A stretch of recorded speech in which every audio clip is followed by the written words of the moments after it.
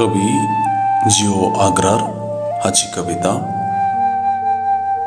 कविता आसा मनीस देव जाता।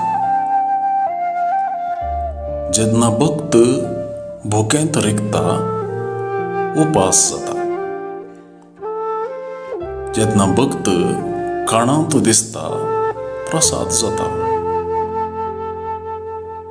जेन्ना भक्त उदकांत बुडता आगमेंत जाता। जेन्ना भक्त पैणांत आसता तीर्थयात्रा जाता। जेन्ना भक्त कामांत देगता कर्म सर्ग जाता। जेन्ना भक्त कार्यांत हाडता ती सेवा जाता। जेन्ना भक्त संगीतांत खेळता तें किर्तन जाता। जेन्ना भक्त घरांत वाळता देव तेंपल जाता। जेन्ना भक्त मनीस पाळता मनशापणान भरता तेन्ना मनीस देव जाता।